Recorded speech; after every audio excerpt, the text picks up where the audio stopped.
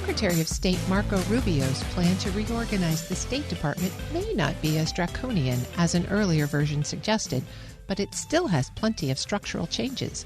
Will it make a difference in how diplomacy operates? Here with an inside look is the founder and CEO of FP21, Dan Spokojny. Dan, thanks so much for joining me today. Yeah, it's my pleasure, Terry. A few weeks ago, a leaked proposal to reorganize the State Department generated a lot of gasps for its radical overhaul. You've taken a look at the actual proposal as released by Secretary of State Marco Rubio. What do you think the biggest differences are between the earlier version and this one? Yeah, there's a lot of little differences. I think on the whole, the biggest difference is the leaked proposal was quite a drastic reframing of the core bureaucratic structure of diplomacy. And of course, form and policy often follows from the structural choices we make within the bureaucracy. Mainly, the leaked proposal proposed changing the regional bureau structure, which is kind of the core power center of the Department of State.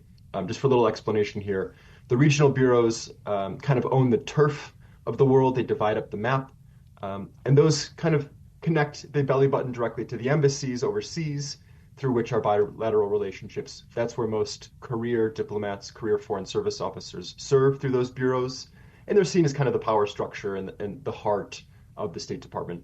Then separately, there's functional bureaus who work on transnational, cross-cutting, kind of back-of-house issues, often things like human rights and counterterrorism and energy issues. In the new proposal, the functional bureaus have been trimmed, which is going to transfer a lot of authority to the regional bureaus. So the core structure in the new proposal is going to be ongoing, but there's going to be a shift of power.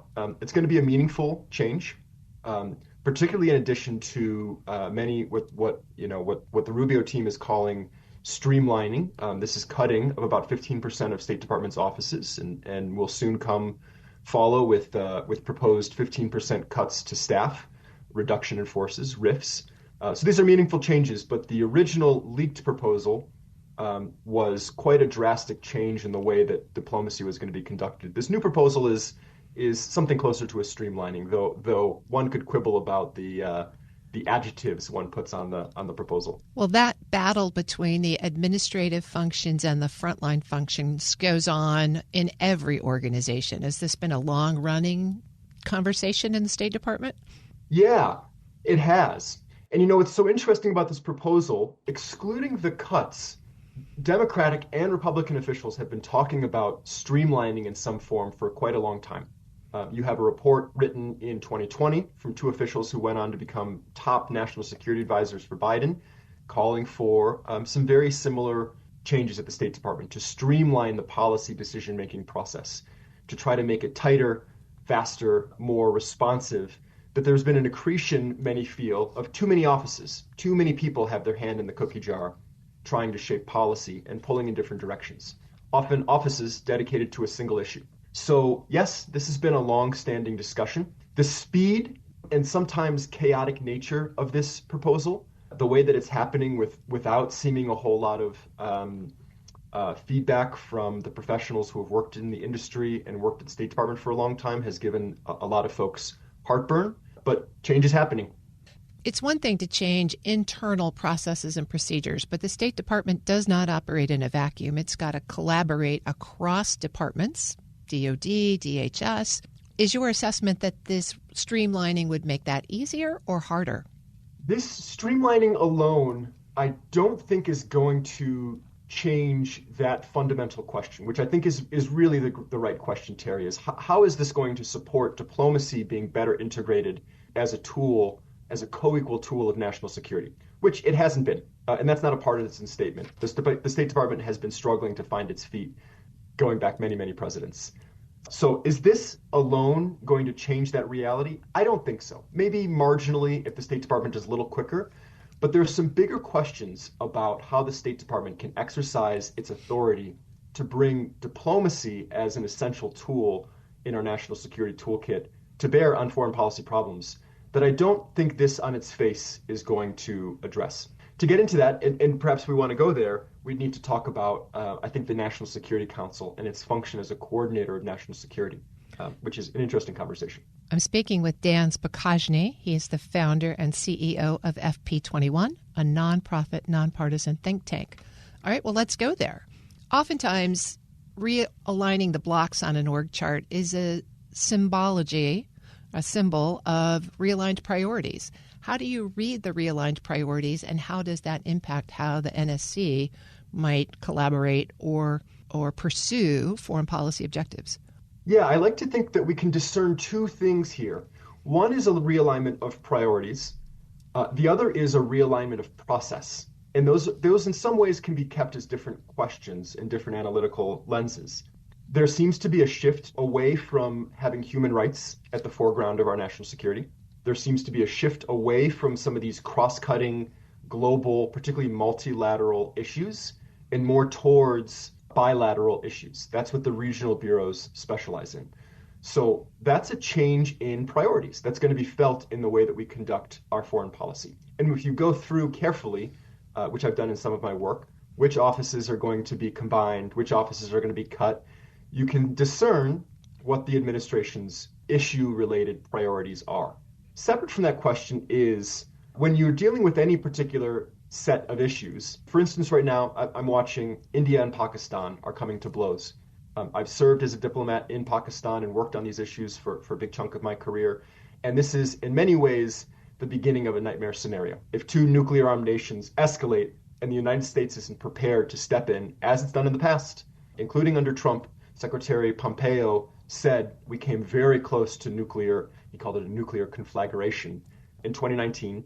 If the United States diplomacy isn't prepared to step in to support its friends and adversaries in de-escalation, we can end up in a nightmare scenario, a truly nightmare scenario. So understanding the process by which policy happens, as expressed by these organization changes, also really matters.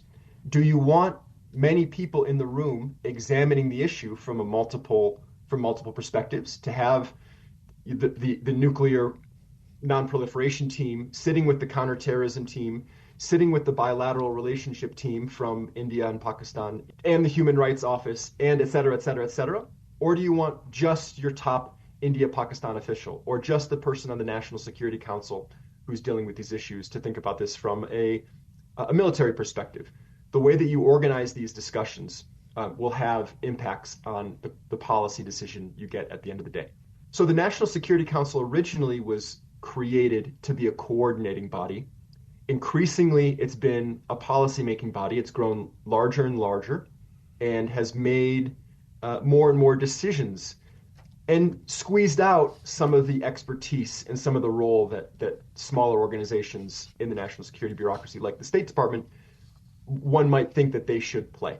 To really say, here's the policy situation, here are the potential pathways, here's some options that we could explore, and here's some proposals for our strategy. What is your sense of how Congress will respond to this? They're looking at permissions for agencies to do reorganization, but this seems pretty significant, and Congress has a role in foreign affairs if they choose to exercise it. Yeah, that's right. They sure do have a role. And they haven't often exercised it to the extent that one might think that they would want to. My understanding, having spoken with officials from both sides of the aisle, is that Congress is taking this change very seriously. House Foreign Affairs Committee Chairman Mast has spun up his committee to think about a really full, comprehensive State Department reauthorization bill that was happening before this reorganization plan dropped. I suspect that'll mirror in some respect what the administration is doing, but I also suspect that the House and its many members who have many different interests and many different priorities that they care about is going to exercise its priorities through that legislation, through that legislative process, which is a healthy expression of our democracy. Folks on the Democratic side have participated in these processes in the past and care deeply about other aspects of diplomacy. On the Senate, it doesn't seem likely that this House effort is going to be picked up by the Senate this year, from everything I'm hearing. But separately, the Senate, on a bipartisan basis, has led the establishment of a new commission to reform and modernize the State Department. This effort started a couple of years ago. It was appropriated under Republican leaderships. They have authorization, they have money to think about these questions. So I think that there's some movement in Congress to take this seriously and to really ensure that this process moves in the right direction. And, cutting through the partisan noise, which is deafening at times.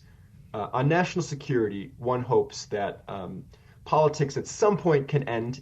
Used to say at the water's edge. I'm not sure if that's so true anymore, but that people are really going to care about the quality of our national security and are going to take this process seriously. And I still think that there's opportunity for that to happen, and I hope Congress will play its role. Well, we might get some hints as they complete their reconciliation discussion and take up the new budget, which does have some cuts for State Department. So we'll see how that all plays out. Yeah, that's right. In addition to this, there's budgetary questions, and if the proposed budget, which I understand, I haven't looked at it closely, but if the proposed budget goes through, which is offering quite steep cuts to the State Department, happens, it may really affect State Department's ability to initiate the transition that's being undertaken under Rubio. I don't have a strong view of what the appropriate, correct level of funding or staffing for the State Department is. I just don't know. But at some point, if you starve the building of its resources, it's not going to be able to lead diplomacy the way that it needs to, particularly in a complex, fast-moving, often dangerous and violent world. Absolutely. Dan Spokojny is the founder and CEO of FP21, a nonprofit, nonpartisan think tank. Dan, thanks so much for sharing your insights with us. It's been a pleasure, Terry. Thanks for bringing attention to this important issue. We'll post this interview at federalnewsnetwork.com/federal.